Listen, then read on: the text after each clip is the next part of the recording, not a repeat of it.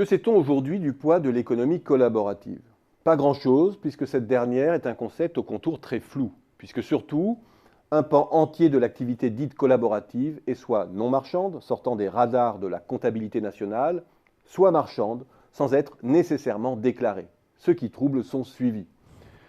Derrière l'économie collaborative, il y a en fait plusieurs notions distinctes. Une première couche liée à nos actes de consommateurs, comme on dit. Autrement dit, tout ce que nous coproduisons, co-concevons, plus ou moins consciemment, par transfert de données aux acteurs du net, ou de façon plus tangible, lorsque nous assemblons un meuble IKEA ou que nous nous substituons à une agence de voyage pour bâtir un séjour. Il y a ensuite toute la dimension collaborative au sens plus commun du terme, qui recouvre la mutualisation de biens, d'espaces, d'outils, de ressources financières par l'intermède de plateformes Internet. Une économie qui prend aussi différents visages. 1. La construction de communautés de partage, de troc, sans but lucratif, à l'instar de Linux ou de Wikipédia par exemple. 2. Des plateformes qui peuvent monnayer un service d'intermédiation, comme pour la plupart des plateformes d'échange de logements ou de covoiturage. 3. Des formes plus abouties d'extraction et d'exploitation de la valeur. C'est le cas notamment de tout ce qui relève de l'ubérisation. Mais il y a aussi tout l'essor de l'auto-entrepreneuriat et de l'entrepreneuriat tout court, sur des espaces de coworking qui consistent à s'insérer dans une activité via une relation de collaboration plutôt que par une relation salariale de subordination. Bref, on le voit, le concept est très vaste, très flou. C'est un concept valise, comme on dit, qui n'a pas valeur de catégorie statistique pour les instituts officiels. Prenons l'économie américaine par exemple, plus avancée que les économies européennes dans le processus. Les enquêtes sur le freelance nous disent que 53 millions d'Américains ont une activité en freelance, principale ou secondaire, soit 34% des actifs environ.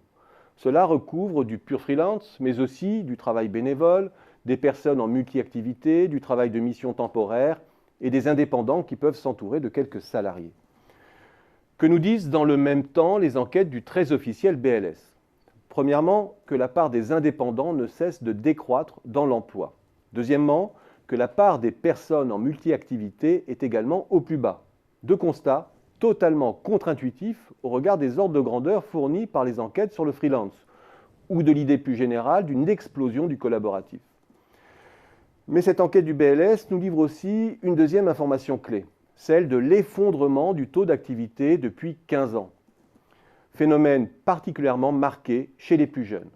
Et même lorsque l'on réintègre tous les découragés, tous ceux qui désirent travailler sans rechercher activement un emploi, cela n'y change rien. Non, la baisse de l'activité n'est pas liée à un phénomène massif de découragement, contrairement à ce qui est dit souvent. Quelle explication alors? Eh bien, très probablement que le gros des bataillons des jeunes Américains qui dopaient le taux d'emploi dans le commerce, l'hôtellerie, la restauration ou autres, en finançant leurs études par des petits jobs, où ils faisaient leurs premiers pas dans l'emploi, disposent aujourd'hui d'autres alternatives. Un hôte new-yorkais, Airbnb, se fait en moyenne 7 530 $ de revenus par an. Un chauffeur UberX, équivalent à Uberpop en Europe, peut se faire potentiellement plusieurs dizaines de milliers de dollars par an. S'investir dans une start-up ou une activité collaborative apparaît aussi comme un nouveau tremplin vers l'emploi. Bref, la révolution est bien en marche, même si elle demeure invisible pour la statistique usuelle.